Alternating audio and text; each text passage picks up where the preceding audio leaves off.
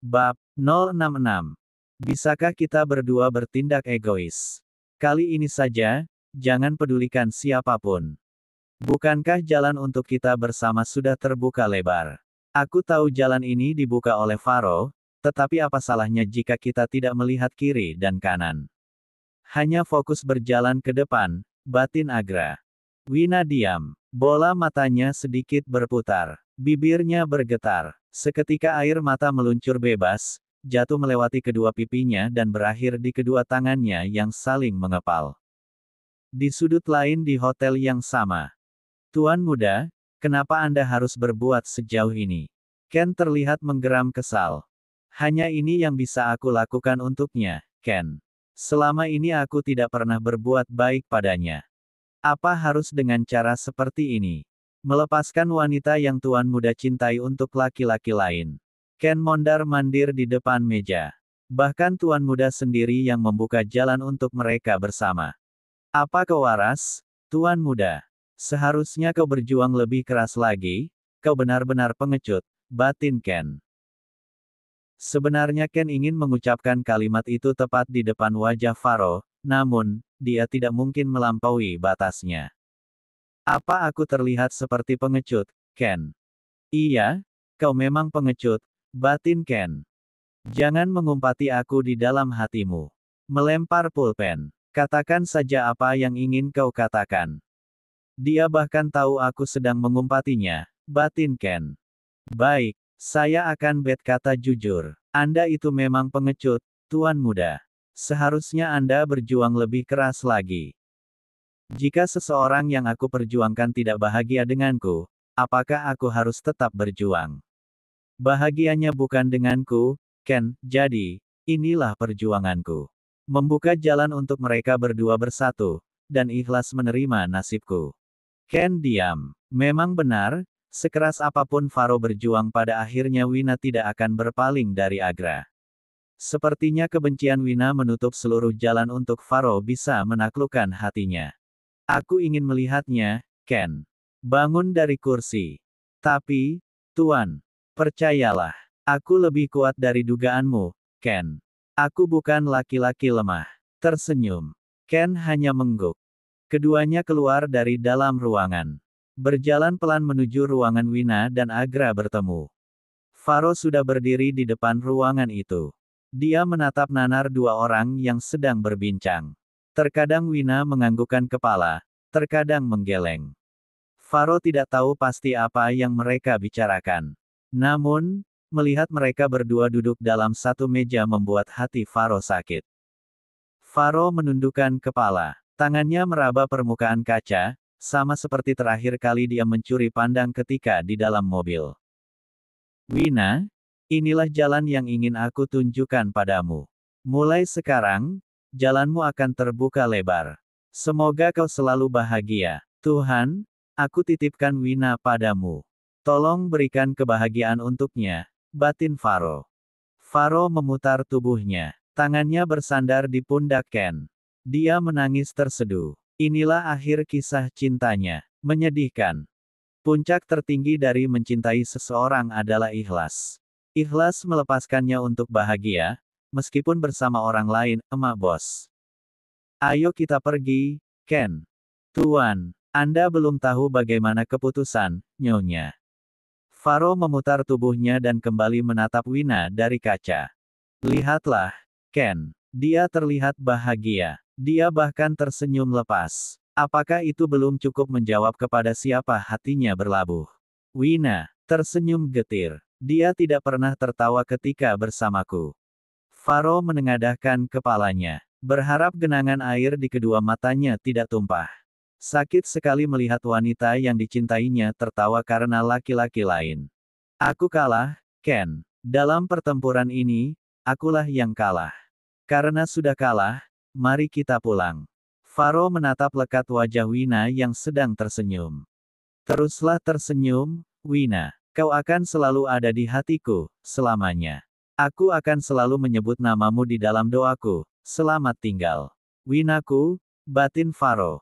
Faro memutar tubuhnya dan melangkah menjauh dari tempat itu.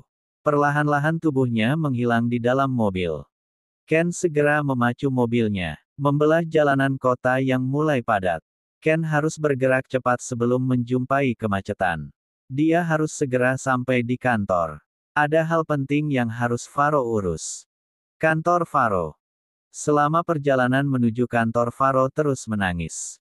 Ken sendiri bahkan sering menyeka air matanya karena ikut merasakan duka yang dialami Faro. Dia diam-diam memperhatikan tubuh Faro yang gemetar, duduk tak berdaya di kursi belakang. Saat ini Faro terlihat seperti manusia tanpa hati. Ekspresi wajahnya datar, pandangan matanya kosong, dan jalannya gontai. Melepaskan wanita yang sangat dicintainya bukanlah hal yang mudah. Jika saja Wina mau menerima Faro kembali. Memberinya kesempatan untuk merajut lagi tali kasih yang sudah putus. Mungkin, Wina akan menjadi wanita yang paling bahagia. Dicintai dengan sepenuh hati dan segenap jiwa. Semuanya sudah siap, Ken. Ken nampak menarik napas dalam. Sudah, Tuan. Berapa lama waktu yang kita butuhkan? 1 minggu. Ken menggeleng. Tidak bisa, Tuan. Untuk mengurus semua berkas-berkas ini, memilih pemimpin pengganti untuk semua cabang perusahaan bukanlah hal yang mudah. Lalu berapa lama, Ken? Faro mengusap lemah wajahnya. 10 hari, Tuan. Itu sudah paling cepat. Ken menunduk. Apa Tuan Muda yakin dengan keputusan ini?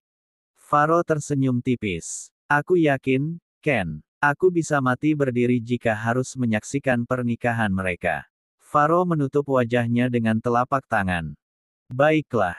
Jika Tuan Muda sudah yakin. Ken berjalan maju, meletakkan setumpuk berkas di atas meja. Ada beberapa dokumen yang perlu Anda tanda tangani. Baiklah. Faro membuka satu demi satu dokumen yang perlu dia tanda tangani. Tiba-tiba pintu kantor terbuka keras tanpa didahului bunyi ketukan. Martha masuk dengan langkah memburu. Karena terburu-buru sampai bunyi antara lantai dan sepatu hak tingginya terdengar nyaring. Saling beradu. Apa-apaan kau ini? Martha langsung berjalan mendekati Faro. Dia mengayunkan tasnya tinggi-tinggi bersiap menjatuhkan satu pukulan di tubuh anaknya. Dasar keterlaluan. Ah, Bu Bos. Ken langsung berdiri di depan Faro. Dia merentangkan tangannya untuk melindungi Faro dari pukulan Martha. Kau ingin melindunginya. Bertindak sok pahlawan, hah. Akhirnya Martha memukul lengan Ken. Pukulan itu tidak terlalu keras, Ken sudah seperti anaknya, bagian dari keluarganya. Hentikan, Mah. Ken bisa mati kalau terus dipukul. Suara Faro dari balik tubuh Ken. Sekarang kau bisa membuka mulutmu. Jelaskan pada Mama sebenarnya apa yang terjadi. Baru ditinggal beberapa minggu ke Jerman kau sudah bertindak gegabah. Martha berusaha meraih tubuh Faro. Namun, Ken terus menghalanginya. Beberapa minggu ini Martha memang pergi ke Jerman. Ada hal penting yang harus dia urus, tapi dia selalu mendapatkan laporan tentang hubungan Faro dan Wina dari mata-matanya, yang tidak lain adalah Bibi Anne. Bu Bos, kemarilah. Ken meminta Martha mengikutinya. Martha menurut. Dekatkan telingamu. Martha mendekatkan telinganya. Kenapa harus bisik-bisik? Katakan langsung saja. Kau tahu Bu Bos, tadi pagi Tuan Muda habis menangis. Sebenarnya Tuan Muda, begitu ceritanya. Ken menceritakan beberapa hal penting tentang kondisi Faro dan Kinra. Jadi tolong, jangan pukul Tuan Muda, dia sudah cukup menderita. Ken masih berusaha menjauhkan Martha dari Faro. Mendengar ucapan Ken, Martha mencoba menenangkan diri. Dia menarik napas panjang dan mengembuskan perlahan, melakukan gerakan itu berulang sembari menaik turunkan bahunya. Kasihan sekali nasib putraku. Hais, karma benar-benar menakutkan, batin Martha. Baiklah, sekarang jelaskan semuanya pada Mama. Sudah duduk di depan Faro. Memangku kakinya, merapikan rambut dan bersikap anggun lagi seperti biasanya. Ibu dan anak ini, kenapa keduanya terlihat berbeda, batin Ken. Kenapa kau diam saja? Kau bisu. Mengetuk-ngetuk meja. Memangnya apa lagi yang harus aku katakan, Mah? Semuanya sudah jelas. Dasar anak ini. Kenapa kau menggugat cerai Wina? Bukankah kau yang bersikeras mempertahankan rumah tangga kalian? Martha memijat pangkal hidungnya. Urusan mamah di Jerman bahkan belum selesai, tapi kabar yang mamah dengar selalu membuat sakit kepala. Mamah tahu dari mana? Faro melirik ke arah Ken yang sedang berdiri. Ken langsung menggelengkan kepala disertai dua jarinya yang terangkat. Bukan aku mata-matanya, begitu kurang lebih arti gerakan tubuh Ken. Tidak penting dari mana mamah tahu. Sekarang jelaskan semuanya pada mamah. Faro mengusap kasar wajahnya. Sebenarnya dia tidak ingin mengingat kembali kisah pilunya. Namun, Far tidak punya pilihan lain. Dia harus menjelaskan semuanya pada Martha, termasuk pelimpahan aset keluarga Wirawan pada anaknya yang bahkan belum lahir. Untuk masalah itu Martha pun mendukung, tetapi Martha kecewa tentang keputusan Faro menggugat cerai Wina dan membantu Agra agar bisa bersatu dengan Wina. Kapan kau akan pergi? Memijat keningnya. 10 hari lagi paling cepat, jika memang semuanya belum beres mungkin bisa 20 harian. Martha mengembuskan napas, pasrah. Apa Wina tahu? Faro menggeleng. Tidak ada yang tahu kecuali Mamah dan Ken. Malang sekali nasibmu, nak. Martha bangun dari kursi. Padahal Mamah selalu berdoa agar kau dan Wina bisa kembali bersatu. Yah, apa mau dikata? Mungkin inilah balasan yang harus kau terima karena berlaku jahat pada Wina. Balasan, sepertinya benar. Tuhan, apakah aku sedang menuai karmaku? Jika memang ini karmaku, aku terima, aku ikhlas. Asalkan aku bisa melihat Wina bahagia, batin Faro. Setelah menguliahi putranya panjang kali lebar, Martha memutuskan untuk menemui Wina. Biar bagaimanapun Wina masih mengandung cucunya. Sekalipun Wina menikah dengan Agra, toh darah yang mengalir di tubuh anaknya tetap saja darah Faro, putra semata wayangnya. Tuan, apa perlu aku bantu mengurus berkas-berkas itu? Melirik tumpukan berkas yang belum sempat dilihat. Faro menggeleng. Tidak perlu, Ken. Aku yang akan mengurusnya. Kau keluarlah. Aku ingin sendiri dulu. Ken membungkuk sopan dan segera pamit. Ketika Ken membuka pintu Karissa sudah berdiri di depan pintu. Oh, Nona. Ken langsung menyapa sembari membungkukkan badan begitu melihat Karissa. Hai, Ken. Apa kabar? Mengulurkan tangan. Kabar saya baik, Nona. Menyambut uluran tangan Karissa. Kenapa sikapmu masih kaku begitu? Ayolah, kau tidak perlu membungkuk padaku, Ken. Ken menggaruk kepalanya sembari tersenyum. Rasanya sangat tidak sopan jika saya menyapa tanpa membungkukkan tubuh. Ya sudah. Terserah kau saja. Karissa tersenyum. Faro ada di dalam. Ken mengangguk. Aku ingin bertemu dengannya. Apa aku perlu membuat janji? Ken menggeleng. Tidak perlu, Nona. Membukakan pintu. Silakan. Terima kasih, Ken. Begitu Karissa masuk ke dalam ruangan, Ken segera menutup pintu. Kau sedang sibuk. Sudah berdiri di depan meja. Faro langsung mendongakkan kepala. Oh, Karissa. Bangun dari kursi. Kapan datang? Berjalan mendekati Karissa. Baru saja. Tadi bertemu Ken di luar, dan aku langsung masuk. Apa aku mengganggumu? Kau terlihat sedang sibuk. Faro tersenyum. Tidak. Ayo duduk. Keduanya sudah duduk di kursi tamu. Ada perlu apa denganku? Tanya Faro. Apa bertemu denganmu harus memiliki keperluan dulu? Keduanya tertawa kecil. Yah, bukankah kau sedang sibuk mengurusi kepindahan kuliahmu? Karissa mengangguk. Benar, tapi ada yang ingin aku katakan. Apa? Aku dengar berita tentang pertunangan Agra dan Al. Karissa diam. Nampak berpikir untuk mengingat nama Allen. Al siapa ya? Allen. Ah, benar, Allen. Sebenarnya apa yang terjadi? Apa kau tidak jadi bercerai dengan Wina? Kau rujuk. Wina dan Agra berakhir. Faro tersenyum ketika Karissa memberondong pertanyaan padanya. Kau salah, Karissa. Agra dan Wina tidak berakhir. Mereka akan segera bersama. Bahkan aku yang menuntut cerai dari Wina. Kaget. Apa kau gila? Karissa melotot. Matanya membulat sempurna. Bukankah terakhir kali kau yang ngotot tidak ingin bercerai darinya? Faro tertawa ringan. Pertanyaan Karissa dan Marta kenapa bisa sama begitu. Sepertinya memang semua orang sedang menyalahkan Faro, tanpa tahu bagaimana pahitnya perjuangannya. Dan sekarang kau malah tersenyum. Wah, aku rasa otakmu sedang rusak. Karissa menggelengkan kepala tidak percaya. Bagaimana laki-laki keras kepala yang sedang duduk di depannya terlihat pasrah begitu saja. Sebelumnya Faro tidak pernah mengalah, dia pantang menyerah. Namun, bagaimana orang sepertinya bisa berakhir menyedihkan begini? Dari kecil, Faro adalah orang yang selalu berjuang sampai akhir. Kenapa untuk urusan yang satu ini dia justru memilih mengalah dan bertindak bodoh? Ada banyak pertanyaan yang menghampiri hati Karissa. Karena terlalu banyak dia sampai tidak jadi bertanya. Aku sudah berusaha sekuat tenaga Risa, tapi memang inilah hasil akhirnya. Dengan santainya Faro meneguk kopi hitam buatan Ken. Wajahnya yang datar tetap berusaha memperlihatkan senyum tipis. Ada yang pernah mengatakan padaku jika, menyerah bukan berarti kalah. Kau sedang berusaha menjadi orang bijak. Karissa menggeram kesal. Dia sudah mengalah, melepaskan mimpinya untuk menikah dengan Faro.